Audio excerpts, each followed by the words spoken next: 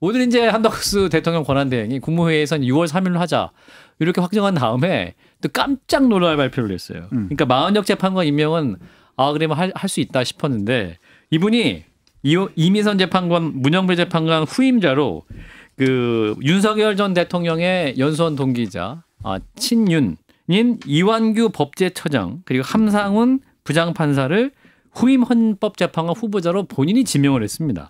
논란이 있는데 영상을 보고 이어가겠습니다. 이완규 법제처장이 어떤 사람입니까?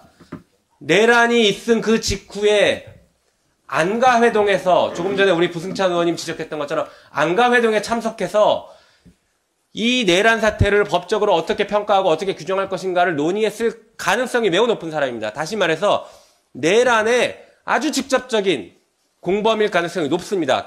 이완구 법제처장은 그야말로 미스터 법질서입니다. 그리고 미스터 클린입니다. 법리에 밝고 헌법 이념에 충실할 뿐만 아니라 자기 자신의 직무에 충실한 어떤 그런 분이기 때문에 헌법재판관으로서 손색이 없을 뿐만 아니라 마은혁과 비교했을 때는 천양지차인 사람이다. 그렇게 생각합니다.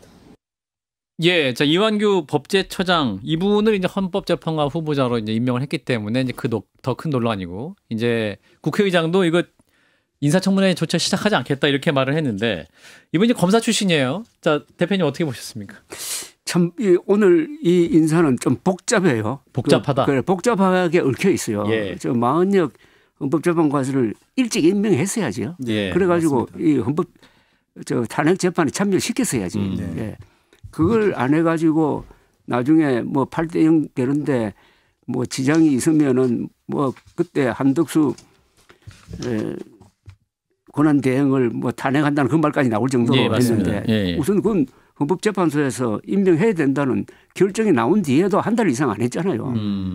그런 상태에서 제대로 하려면은 오늘은 마은혁 재판관 임명으로 끝내서야 된다고 맞습니다. 생각합니다. 예. 그 다음에 시간을 두고 선정을 해야 되는데 그 다음에 이 두 분 중에 형식 논리도 문제지만은 형식 논리는 과연 권한 대행이 임명할 수 있느냐 없느냐의 이 법 해석 문제. 예. 그건 아직 어느 쪽도 결론이 안 났어요. 그런데 이완규 이분은 확실히 부적절한 인물로 보이네요. 대표님 보시기에도 그렇지 않습니까? 우선 고발되어 있고 윤석열 대통령과의 인연과 친밀한 관계 그리고 계엄 그 다음 날에 안가회동 무슨 뭐 이런 것까지 왜 굳이 논쟁적인 사람을 굳이 이 시점에서 임명을 해야 되느냐? 그 사람 말고는 사람이 없느냐? 그러니까요. 이렇게 되는 거 아닙니까? 예. 이긴책으로는 저도 이제 한덕수 총리가 그때 마은혁 재판관 임명하지 않을 때의 논리가 권한대행은 그 권한 행사를 소극적으로 해야 된다라는 그러니까. 논리였습니다. 맞습니다. 근데 그 본인의 말을 지금 뒤집고 있는 거잖아요. 음. 이게 형식적으로 보나 내용적으로 보나 맞지 않다고 보는 게 일단 예.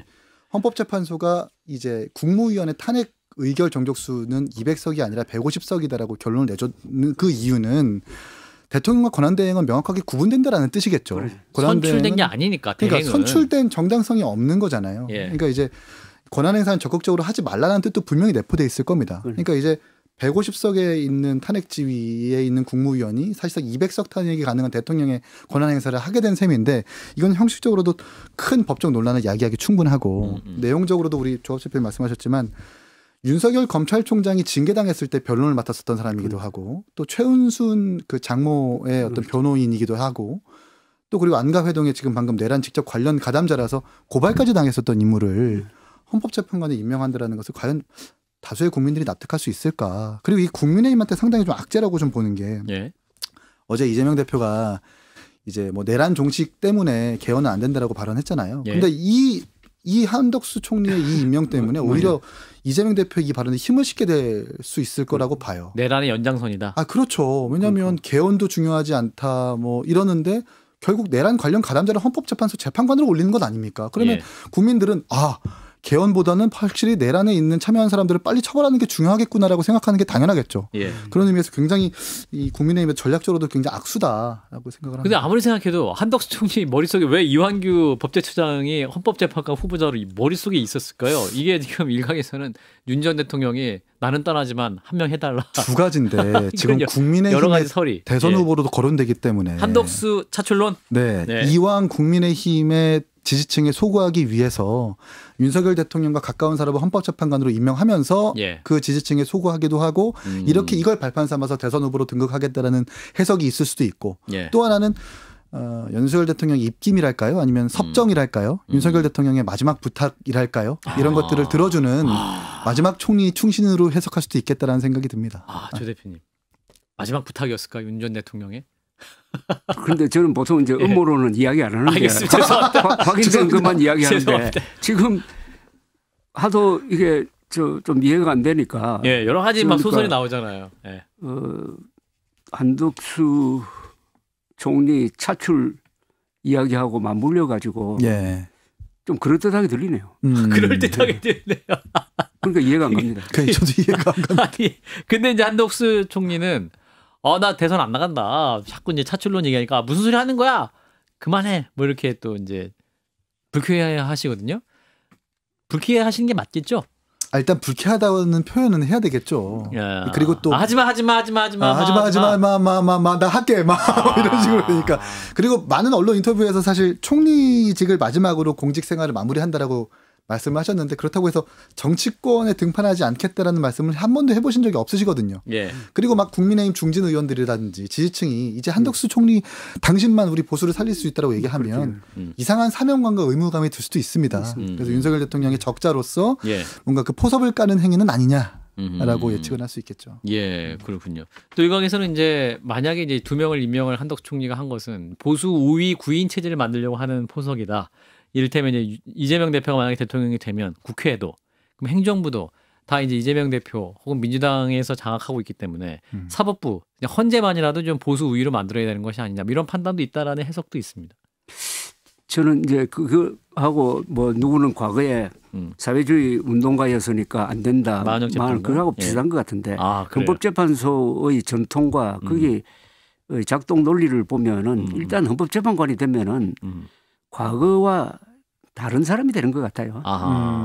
헌법을 다루니까. 불편부당하게. 헌법을 다루니까 아무래도 그게 그 무게에 눌려가지고 그런 거는 별로 걱정 안 해도 되지 않을까 하는 게 이번에 증명이 됐잖아요. 맞습니다. 이번에 설득됐습니다. 자, 그런 가운데 우원식 국회의장이 또 지난 주말에 이분이 또 그냥 갑자기 또 개헌을 얘기했어요. 개헌. 헌법 개정을 얘기해가지고 우리 대표님은 한동훈 대표가 빨리 치고 나가기 원하셨지만 우원식 국회의장이 확 치고 나왔어요. 개헌하자. 대통령 선거할 때 개헌 국민투표 같이 하자. 자, 민주당은 반발하고 있고 국민의힘은 반기고 있습니다. 영상 볼게요. 이제 신속하게 개헌을 추진하자는 제안을 하고자 합니다. 위헌 불법 비상계엄과 탄핵 정국을 거치면서 그 어느 때보다 개헌의 시급성에 대한 국민적 공감대가 큽니다. 헌재 선고로 국가적 혼란은 일단락되었지만 대통령 권력을 둘러싼 파괴적 갈등의 소지는 상존합니다.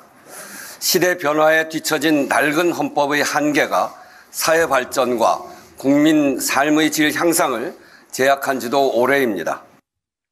예. 자, 우원식 국회의장 개헌.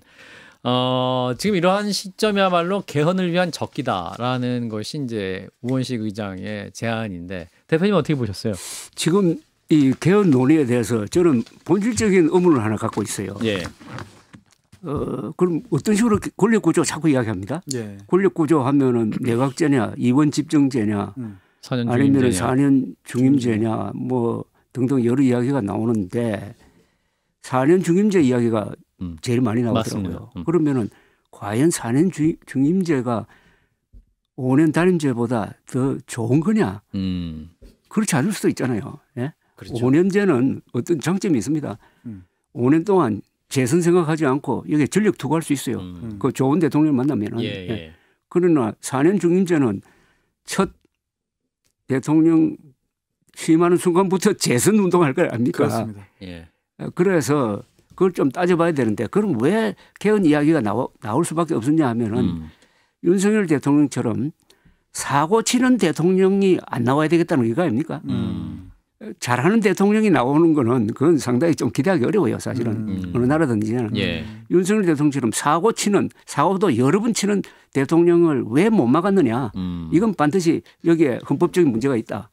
사고 여러 번 쳤잖아요. 그렇습니다. 제일 큰 사고가 작년에 의료대란 2,000명, 그죠? 의정 갈등. 2,000명으로 비롯된 이 의료대란이라는 큰 사고, 그다음에 그보다 더 큰 계엄 사고를 쳤는데 이걸 막으려면은 어떻게 해야 되느냐 하면 저는 5년제 단임제에서도 몇 개 바꾸면 된다고 생각해요. 그런데 부통령제를 두고 부통령. 그다음에 탄핵을 하더라도 직무정지는 안 시키는 거예요. 그 결과까지 기다리고 이 두 개만 해도 탄핵의 유혹이 확 줄어든다고요. 그렇죠.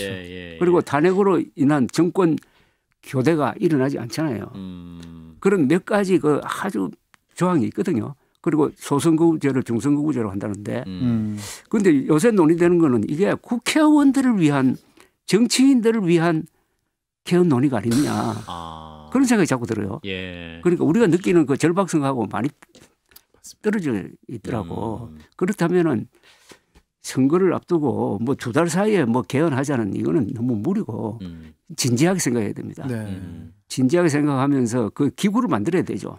국회에서 그 기구를 만들 때 그게 어떤 법적 권한을 주고 해가지고 언제까지 만들어내면 그걸 뭐 국민 표결에 붙인다든지 하는 정도로 그런 개헌 특위를 만드는 것이 지금은 안 될 거고 대선 끝나고 나서 그걸 가지고 이제 공격하도록 해야 되는 것 아닙니까? 네. 대선에 대해서 대선 기간 중에 헌법 개정에 대해서 확실한 공약을 하도록 압박을 하는 데는 우원식 의장의 이런 파도 던지기가 나는 효과가 있다고 봅니다. 예. 그 여야 그러나 막론하고 그 내용은 진지하게 해야 돼요. 지금. 예. 그렇군요. 여야 막론하고 이제 주요 대선 주자들은 이 개헌 얘기를 앞으로 안 할 수 없게 됐죠. 그렇죠. 60일 동안. 그렇죠. 근데 사실 저도 개헌의 필요성이 공감을 하는데 이게 6월 3일 날 조기 대선 열리면 사실 거진 50일밖에 남지 않았는데 그러면 4월 달 정도까지 여야가 개헌안을 가지고 합의안을 만들어야 된다는 소리거든요. 사실 불가능하죠. 이게 특검안 하나도 여야가 합의가 안 되고 그렇죠. 헌법재판관 임명 한 명으로도 이렇게 싸우고 있는데 평생 갈 수 있는 그 헌법에 대해서 개헌을 어떻게 이야기를 할 수 있겠습니까? 그리고 이 개헌이 되려면 국민투표법부터 바뀌어야 됩니다. 이 국민투표법이 2014년에 위헌 판정을 받은 이유가 거소 신고가 안 된 재외 국민에 대해서 투표권을 부여하느냐 마느냐를 두고 위헌 판단을 받은 건데 그래서 헌법재판소에서 2015년까지 빨리 법을 바꾸라고 했음에도 불구하고 계속해서 좀 미뤄진 거거든요. 그렇죠. 11년 넘게 못 다룬 국민투표법마저 이렇게 개정하지 못하고 있는데 평생 갈 헌법을 어떻게 여야가 합의할 수 있겠는가. 저는 조합재 대표님 말씀대로 이건 정치인들을 위한 개헌으로 갈 수 있는 공산이 크기 때문에 개헌에 대해서 필요성은 공감하지만 이렇게 시급하게 처리할 일은 아니다. 말씀드립니다. 그 민주당에서 최근 또 나온 얘기는 정권 교체 성공할 경우에 대통령 집무실을 세종시로 이전하는 방안이 거론되고 있다고 합니다. 그러면 사실상 행정수도 이전 논의와도 연계가 되고 이것도 거의 개헌 수준의 논의가 필요한 거 아닙니까? 이거는 사실은? 굉장한 사건입니다. 예. 이거 수도 옮기는 겁니다. 수도 옮기는. 그렇죠. 예. 저 2002년 대선 때 노무현 후보가 신행정 수도 건설 해가지고 충청도 표를 얻었습니다. 예. 그것 때문에 이회창 후보가 50만 표 차이로 졌다고 봅니다. 예. 그런데 그 뒤에 실천을 하려고 하니까 그때 이명박 시장이 헌법 소원을 했거든요. 맞습니다. 이거는 신행정 수도 해놓고 보니까 그 내용이 대통령실까지 옮기고 뭐 국회도 옮기고 이거 사실 천도더라 천도. 예. 그래서 이거는 수도 이전이다. 네. 신행정 수도는 그거는 사기적 용어고 수도 이전이니까 헌법 위반이다 했는데 헌법재판소가 아주 기념비적인 선고를 한 것 아닙니까? 네. 불문율 관습법. 관습법에 의해서 이것은 헌법 개정상으로 본다 이렇게 돼가지고 맞습니다. 여기에 또 노무현 정부가 순응하지 않고 그 행정 부처의 한 반 정도를 글로 가져가 버린 거 아닙니까? 그래서 행정 분단이 돼 버린 거 아닙니까? 그렇습니다. 그게 얼마나 지금 불편합니까? 아주 불편하죠. 그런데 윤석열 대통령이 청와대에서 용산으로 딱 가니까 용산이 불편하니까 이제 청와대로 돌아갈 거냐 아니면 거기에 근사한 국격에 맞는 대통령 궁을 지을 거냐 하는 요 논의를 하는 건 괜찮은데 여기에다가 야당이 딱 카드를 가지고 있다가 세종시로 옮긴다. 세종시에 제2 집무실을 지금 짓고 있잖아요. 예. 국회도 뭐 국회도 옮긴다는 공약은 또 한동훈 예. 대표가 했습니다. 아니 이러면은 헌법 개정 안 하고 이준석 대표도 이준석 후보도 집무실뿐만 아니라 국회도 옮겨야 된다라고 주장한 바 있어가지고. 그러니까 슬며시 하나씩 토막을 내가지고 그럼 어떻게 되느냐? 이 서울은 1000년 동안 한국의 수도였잖아요. 네. 한성백제 400년, 조선, 대한민국. 그러니까 대한민국의 정통성은 이 서울에 있는 거예요. 서울 중에서도 광화문에 있다고. 예. 그리고 이건 남북한 대결에서 역사 전쟁의 중요한 포인트입니다. 평양 대 서울의 대결이니까 우리가 유리하지. 평양 대 세종시의 역사 정통성의 대결하면 우리가 밀린다고요. 그렇습니다. 그러니까 이게 김일성 세력이 오랫동안 추진했던 게 서울로부터 역사적 정통성을 빼앗는 것이었거든요. 예. 그리고 한때 70대 초까지 북한에서도 통일된 조국의 수도는 서울로 한다고 돼 있었어요. 그리고 우리 역사적으로 봐서 수도를 남쪽으로 옮기면 망합니다.